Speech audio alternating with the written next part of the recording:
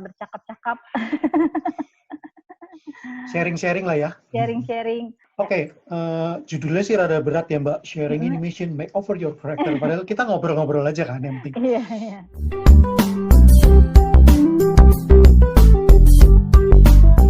Berarti sebenarnya ketika kita sedang membuat makeover karakter ya, yang perlu sobat perhatikan adalah bahwa ada unsur-unsur di mana di gambar original itu tetap dipertahankan, justru itu bisa menjadi sebuah ciri khas yang memang perlu dimasukkan ketika membuat makeover baru ya. Iya, betul. Oke, jadi makeover itu sobat-sobat itu tidak mesti harus merubah semua karakter, tapi justru menonjolkan karakter-karakter yang tadinya sudah ada menjadi jauh lebih menarik. Oke sobat, betul. Dicoba di rumah ya tadi tips-tips dari Mas Bambi yang keren. Oke, nah Mas Bambi, lanjut nih berikutnya nih Mas Bambi. Kan karakter itu kan ada karakter yang disukai dan karakter yang tidak disukai nih.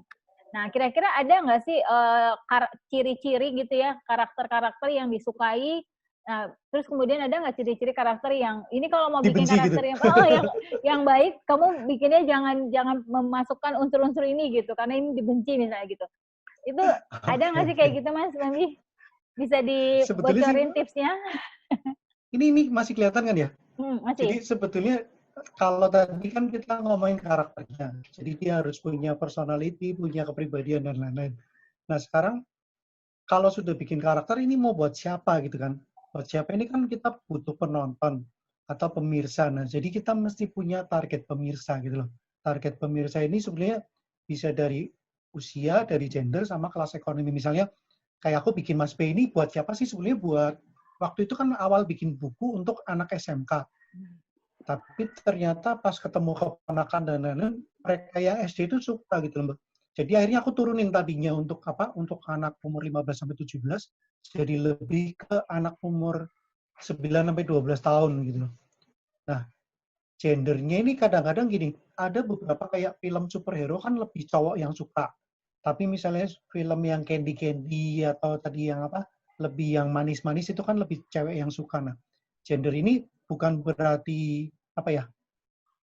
Aku bikin film maunya buat cewek, yang nonton cowok misalnya gitu. Nggak ada masalah juga. Artinya kan tinggal gendernya diganti.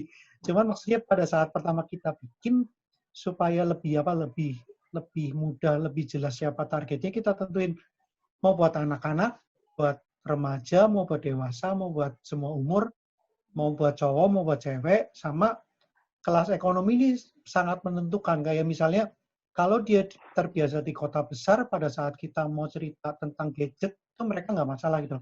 Tapi kalau kita ngomongin targetnya yang kelas pinggiran yang nggak pernah pegang gadget, sekarang hampir semuanya pegang gadget ya Mbak? Iya. Jadi pada saat kita ngomongin yang lebih canggih, biasanya nggak nyambung gitu loh.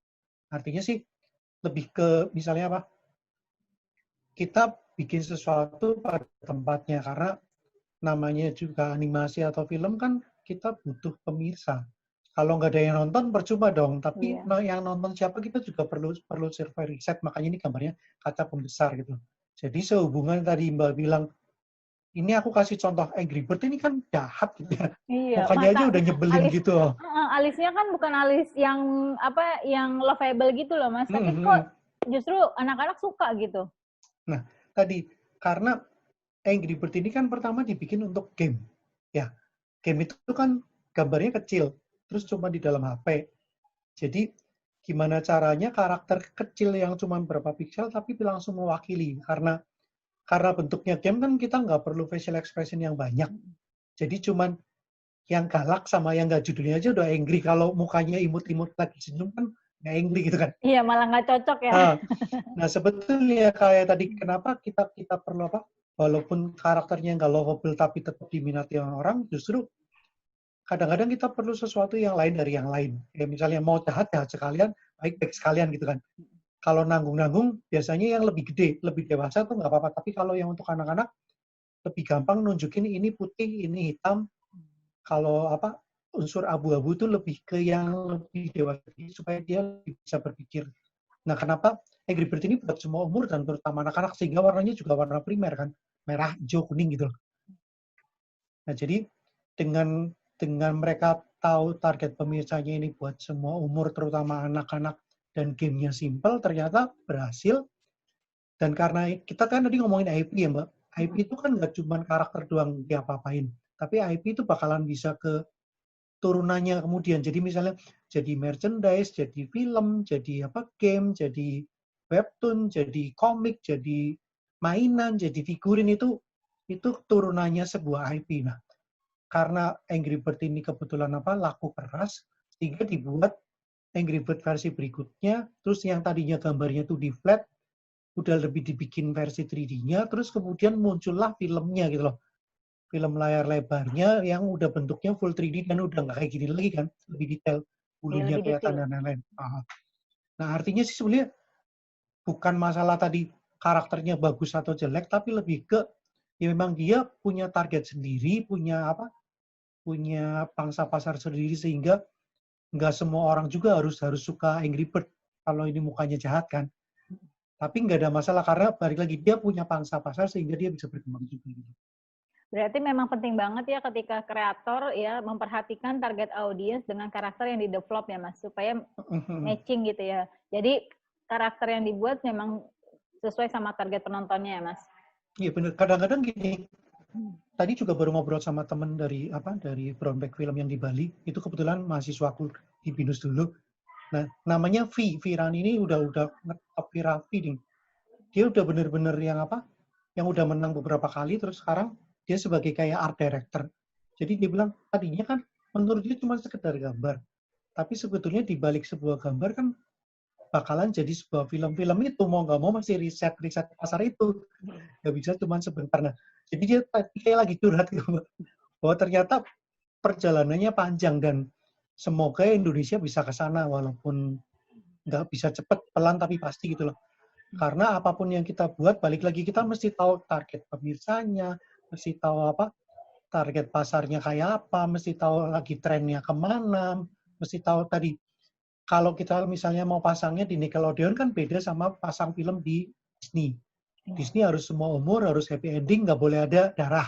Iya, betul. Tapi kalau kita pasang di yang lain, misalnya Cartoon Network atau segala macam, itu nggak ada masalah gitu. Jadi kita mulai berkembang juga. Jadi nggak cuma sekedar bikin terus terserah kalau mau suka atau enggak, tapi lebih ke riset dulu ini mau buat siapa itu bagaimana dan seterusnya.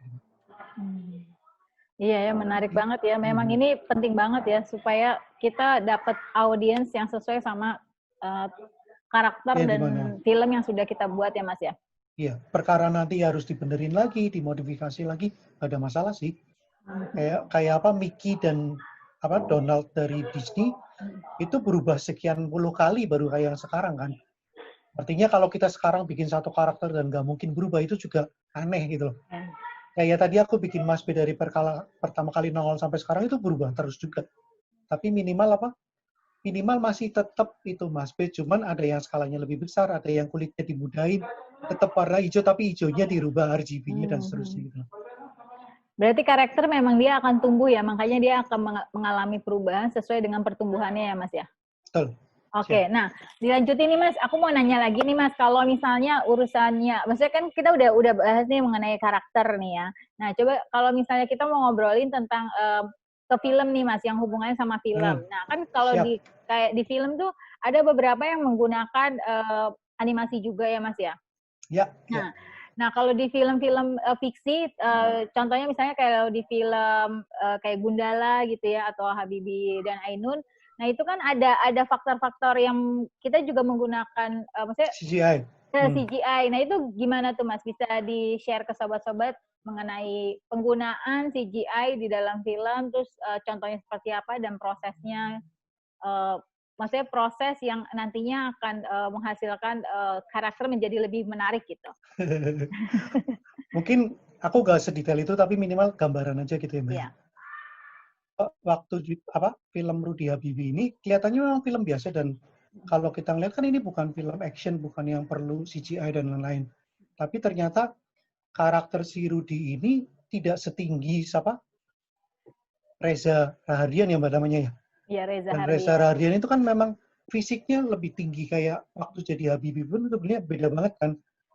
Nah, kebetulan pas jadi Rudy Habibie ini sineas Indonesia udah pinter loh. Jadi gini, pakai body double, tapi mukanya orang lain. Kan body double udah pendek. Nah, dia itu pakai blue screen di area muka, yang kemudian dikasih titik-titik, terus kita syuting Reza Radiannya aja, diambil mukanya aja, dipindahin ke titik-titik ini. Dan jadinya seperti ini. Jadi sebetulnya sepanjang film di dalam Rudy Habibie itu badannya bukan badannya dia, tapi wajahnya dia, tapi dibuat wajah dia yang muda gitu loh. Jadi ini semua pakai CGI. Tapi tetap ada orang ya, maksudnya nggak melulu tiba-tiba semuanya pakai 3D, tapi tetap pakai orang yang dipakai titik-titiknya dan lain-lain, baru dirubah CGI supaya sesuai sama ceritanya gitu loh. Oke. Termasuk nanti pas dia jadi tua pun mukanya kan sebenarnya bisa aja langsung pakai kosmetik. Tapi kalau dibantu dengan 3D dan lain-lain itu akan lebih, misalnya kebutuhan tadi, begitu long shot kan badannya lebih pendek, berarti kan badannya orang lain terus kepalanya disambung lagi gitu. Ini sih teknik aja nanti di compositing dan lain-lain gitu. Jadi sebenarnya penggunaan CGI untuk case film seperti ini ya, untuk film seperti ini sebenarnya justru akan lebih memudahkan dibandingin ketika menggunakan makeup effect berarti ya Mas ya sebenarnya. Kalau makeup kan hanya muka kan. Iya. Kalau tapi tubuhnya nggak bisa kan? Tubuhnya benar-benar. Kalau yang di dalam kasus Gundala malah kebetulan ini kan memang film action, cuman memang film actionnya nggak, superhero-nya nggak kayak yang dari Hollywood yang full serba CGI. Kalau yang ini sebenarnya CGI-nya tidak terlalu banyak, tapi lebih ke pada saat dia kena petir ya, petirnya pasti pakai CG ya, pakai komputer grafik. Hujannya sih bisa aja tetap hujan biasa doang. Cuman pada saat yang ada adegan berantem, sebetulnya ini tuh settingnya beneran ada, tapi background-nya itu ditambahin. Jadi kalau kita perhatikan bener, sebetulnya bagian belakang ini green screen loh. Jadi ditambah matte painting, disambungkan, terus dikasih efek dan lain-lain. Jadi orang langsung mikir, ini sebenarnya kayak mirip-mirip yang di Glodok, tapi kok belakangnya kayak bukan ya, gitu. Jadi sebenarnya ya itu pinter-pinternya timnya Joko Anwar sih, bahwa mereka pengen relate bahwa ini ada di Indonesia, khususnya di daerah Jakarta, tapi kita juga mikir itu daerah mana ya gitu loh. Nah sebetulnya itu. Jadi beberapa settingnya beneran, tapi background-nya itu udah dirubah. Sementara ya perlu kan dia bisa terbang sedikit-sedikit dan lain-lain, ya itu pasti pakai CGI lah. Nanti kan bakalan ada film lanjutannya yang yang versi Sri Asih lah, si siapa lagi, Godam dan lain-lain. Tentu saja CGI-nya akan lebih banyak, cuman karena kita kena pandemi ya, ada beberapa film yang harusnya udah tayang tahun ini kayaknya mundur gitu loh. Iya, kalau ini lebih ke penggunaan CGI di dalam film ya Mas ya? Kalau yang tadi lebih ke karakternya, kalau ini lebih ke special effect gitu ya. Iya, CGI-nya buat special effect gitu. Oke. Gitu Mbak. Seru banget ya. Jadi sebenarnya ketika kita bikin film, animasi, atau misalnya dalam pembuatan karakter, itu penting banget kita paham betul dengan karakter yang akan kita buat. Kayak misalnya kayak Gundala ini kan ketika kita pahami karakternya, ketika kenapa dia harus kena petir, karena memang ada salah satu ceritanya yang mendukung sehingga dia memang ketika kena petir dia mendapatkan kekuatannya gitu. Itu kan masuk ke dalam karakter juga ya Mas ya? Iya, iya. Oke. Seru banget nih Mas kalau kayak ini bisa juga disebut hybrid animation. Jadi maksudnya gabungan. Kalau animasi tadi kan cuma 3D, 2D. Tapi sebenarnya selain itu ada mechatronic yang kayak robot, terus ada juga tadi yang CGI yang special effect, ada juga yang dia pakai miniatur digedein. Terus ada juga yang tadi yang tetap digambar satu-satu atau dihilangin atau pakai green screen. Jadi kenapa disebut hybrid? Sebenarnya udah gabungan semuanya, dan rata-rata film action sekarang yang superhero semuanya udah disebut sebagai hybrid karena ada 3D-nya, ada 2D-nya, ada special effect-nya, ada screen-nya, ada robotnya, ada mechatronic, itu semuanya masuk gitu. Oke, kira-kira gitu ya, Mbak ya? Iya, oke. Nah, berarti kalau iya. Iya, nge-lag. Iya nih. Oke, Mas. Nah, berarti kan kita udah paham ya bagaimana mendevelop karakter, terus kemudian teman-teman juga sudah tahu bahwa ada beberapa sifat ataupun golongan karakteristik. darah ya, golongan darah yang akan digunakan atau membantu ketika teman-teman misalnya membuat sebuah karakter untuk develop karakter. Ya, Terus kemudian juga tadi kita udah bongkar ya bagaimana ketika makeover karakter prosesnya ya sehingga karakter yang baru bisa menjadi lebih unyu dan lebih imut. Oke, berikutnya adalah referensi buku-buku nih, referensi. Ini buku-buku ini ya, Mas Bambi. Ini aku udah baca 3 bukunya nih Mas Bambi. Nah, Mas Bambi kurang bisa 2 lagi. kurang 2 lagi karena sulit ditemuin. Nah, Mas Bambi bisa sharing ke sobat-sobat bagaimana ini karakter bagaimana Mas Bambi punya keinginan untuk bisa membuat buku animasi, terus kemudian inspirasinya dari mana Mas Bambi? Karena kan untuk riset buku ini juga kan pasti kan punya cerita-cerita di belakang itu. Nah, bisa di-share singkat kepada sobat-sobat kita supaya mereka bisa dapat insight. Oke, sedikit. Kalau tadi yang kita nyebutin tentang golongan darah sama sifat personality sebenarnya itu dari buku yang ini sih Mbak, dari karakter unyu animasi ini. Itu yang tadi aku tunjukin sebenarnya bagian dari buku ini. Karena karakter unyu ini sebenarnya malah kita bikin karakter teori dan prakteknya sama aku bikin studi banding membandingkan antara karakter buatan Korea dengan buatan Indonesia gitu loh. Nah, yang aku pengen sharing cerita ini aja buku terakhir ya yang masih hangat. Buku terakhir ini kan terbitan Gramedia tahun 2018, jadi udah 2 tahun lalu. Nah, karena kalau yang lain kan lebih tutorial. Kalau yang buku animasi Indonesia ini sebenarnya bukan tutorial, kayak itu loh Mbak, Yellow Pages kali ya? Iya, lebih ke kumpulan data ya? Kumpulan karya teman-teman sih. Iya. Nah, cuman kenapa Mas Ben-nya taruh di depan ya karena kan aku yang bikin bukunya. Benar. Tapi sebenarnya bukan aku yang mau loh. Tadinya aku mau bikin Mas Ben-nya di pinggir, di kiri, di kanan. Terus ada teman-teman bilang, kan lo yang bikin, lo harus taruh depan dong paling gede. Ya udah. Nah, pengen cerita dikit bahwa karena namanya data kan berarti kita nggak bisa nggak bisa cuma sekedar googling, copy paste langsung taruh gitu loh. Jadi semua data yang aku masukin ke dalam buku animasi Indonesia ini itu semuanya aku kenal. Paling nggak aku punya emailnya atau aku pernah ketemu orangnya atau via WhatsApp. Jadi bukan sekedar googling langsung dipindahin ke sini. Dan karena waktu itu terbitnya 2018 sehingga kayak Nusarara yang buatan Little Giant belum masuk. Karena dia nongol tahun sesudahnya. Terus juga ada kayak Dalang Pelo yang buatannya Mas Acil.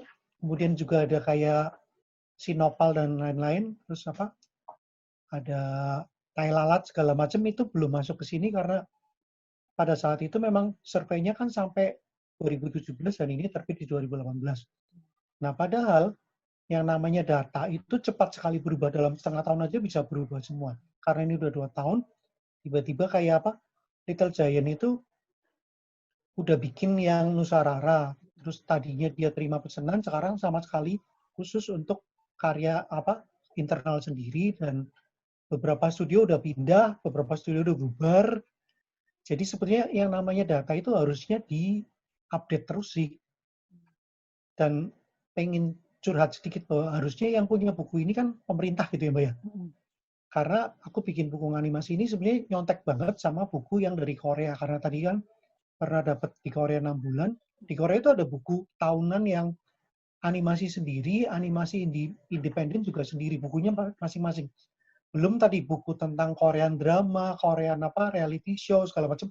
Itu kan banyak banget. Nah, aku cuma lihat kenapa kita nggak punya buku animasi tahunan yang ini loh karakter-karakter yang kita punya, film-film yang sudah pernah dibikin. Dan sebetulnya sekarang kan ada asosiasi namanya AINAKI, Asosiasi Industri Animasi Indonesia. Nah, minimal dengan AINAKI sih kita bisa gabung, bisa mengedata dan lain-lain. Cuman waktu ini saya bikin kan benar-benar pure sendiri kan pribadi. Jadi pengennya kan didukung pemerintah. Tapi pada saat itu waktu aku tawarin ke Backcraft-nya cuma ngasih sambutan dan beli 1 buku gitu. Ya nggak apa-apa sih. Minimal buku ini kan karena dalam bahasa Inggris bahasa Indonesia jadi bilingual.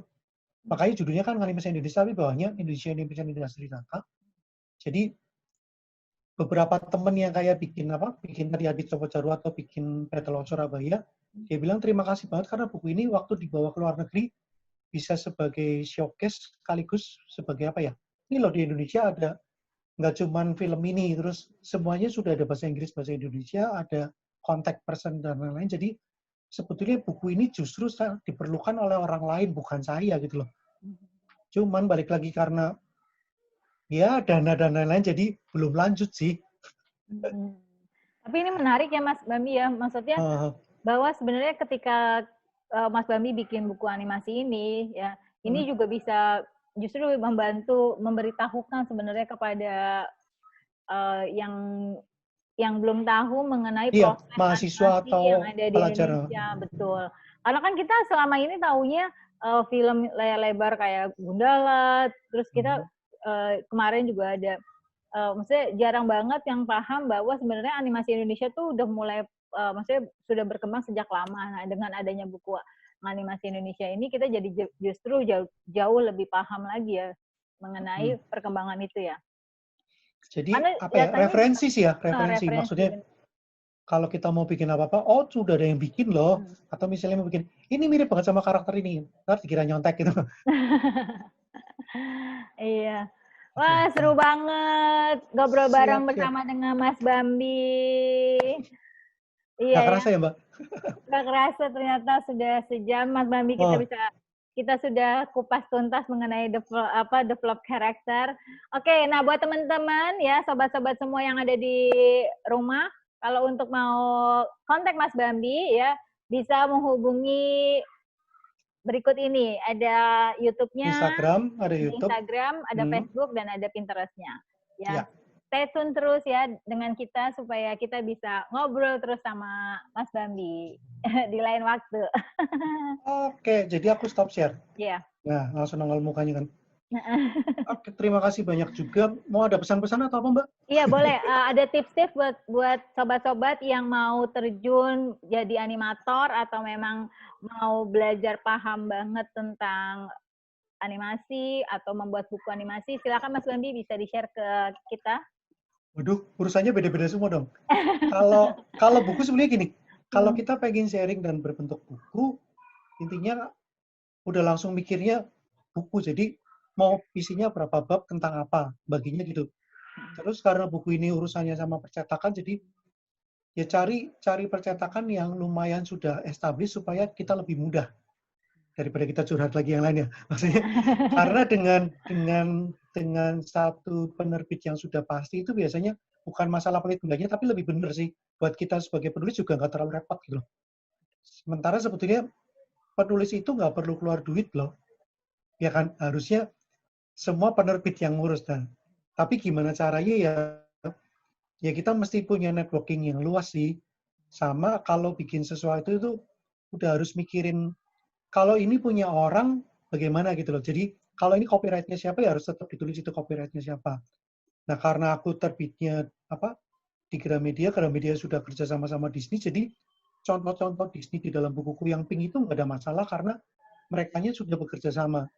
Tapi kalau misalnya aku keluarnya di penerbit lain yang tidak punya kerja sama Disney, pada saat aku nongolin karakter Disney di dalam bukuku, itu nggak bisa karena kita bisa dituntut itu copyright-nya punya orang gitu loh. Nah, lalu kalau tadi untuk jadi animator seperti sih apa ya? Kita nggak usah muluk-muluk ya, maksudnya tinggal senengnya apa ya itu yang dipelajarin.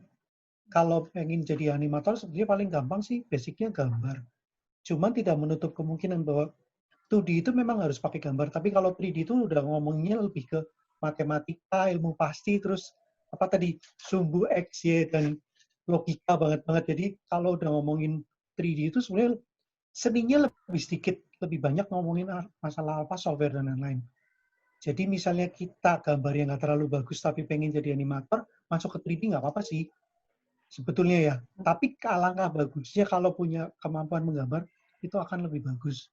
Sama buat anak-anak sekarang, apa ya? Kalau anak sekarang kan pengennya semua maunya dipuji-puji gitu loh, Mbak. Jadi kalau nongolin gambar di Instagram atau di mana, aku kan newbie tapi gambarnya bagus banget gitu loh.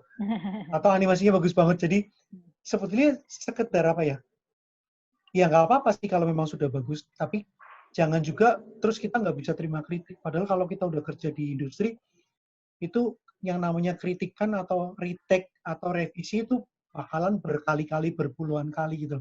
Jadi kalau kita baru bikin satu terus suruh direvisi sedikit, langsung, kan gue udah bikin susah-susah, ngapain direvisi dan lain-lain ya. Iya, masalahnya begitu nanti kalian terjun di industri, revisi itu bukan hal yang tabu, itu biasa banget. Iya. Tapi kalau jam terbangnya udah cukup, terus kemampuan kalian udah bagus, revisi itu bisa hilang. Dalam artian, ya karena karyanya udah standarnya, kualifikasinya segala macam udah bagus banget, malah bisa jadi sekali bikin nggak pernah direvisi gitu loh. Tapi kan tadi perlu perjalanan, perlu jam terbang. Sama kalau misalnya kita memang pengen jadi profesional di dalam animasi maupun di yang lain, menurut saya sih pertama kita harus bisa kerjasama gitu ya. Kerjasama sama orang. Dan berdisiplin. Maksudnya berdisiplin itu ya kalau janjinya 3 hari selesai, ya 3 hari selesai. Nggak bisa hari keempat baru jadi atau hari kelima baru jadi. Terus kalau ditanya, kan internetnya down, kan banyak alasan ya. Jadi kalau mau profesional harus kerjasama sama disiplin dan nggak bisa ngomong alasan macam-macam lagi sih. Sama yang terakhir ya, dianya sendiri harus apa ya? Harus mau terima kritik tadi. Sebenarnya sesimpel itu aja sih. Mau kerjasama, berdisiplin, sama bisa terima kritikan. Udah sih. Sisanya sih begitu kita udah mulai ngeh medannya kayak apa ya, tinggal kayak tadi Mbak bilang, inovasi dong. Kan kalau sekarang baru bikin, kemudian kan harus nambahin sesuatu biar lebih bagus. Kalau enggak ya kita mentok di situ aja kan. Iya, ngomong sih gampang ya, Mbak. Ngejalaninnya ya. Ngejalaninnya bertahun-tahun sampai di proses sekarang. Iya, maksudnya aku bisa ngomong gini karena udah ngelewatin berapa belas tahun gitu kan. Itu sama aja kalau saya nge-share buat jadi filmmaker, ya ada proses itu dia. Iya kan, kalau newbie sekarang baru bisa bikin gambar digeser, dia udah bilang aku animator. Loh, animator kan bukan cuma geser gambar gitu. Iya benar. Oke, terima kasih Mas Bambi atas waktunya, Sama-sama. untuk sharing ilmunya. Thank you banget ya. Jadi sobat-sobat di rumah bisa belajar banyak ya dari percakapan kita hari ini, dari sharing yang disampaikan oleh Mas Bambi. Kalau mau jadi animator hebat seperti Mas Bambi, maka harus bisa kerjasama dan juga disiplin. Jadi ya, produser hebat seperti Mbak Rina dong. Oke, terima kasih banyak ya Mas Bambi untuk waktunya. Sama-sama Mbak. Sama-sama. Sampai jumpa ya. Salam jumpa. Animasi. Salam animasi. Annyeonghaseyo. Thank you Mas. Dadah, sampai jumpa lagi. Halo sobat semua, kita sudah selesai berbincang dengan Mas Bambi Gunawan mengenai develop your character dan juga make over your character. Oke, stay tune terus di channel Dunia Rina Harap. Sampai ketemu lagi minggu depan.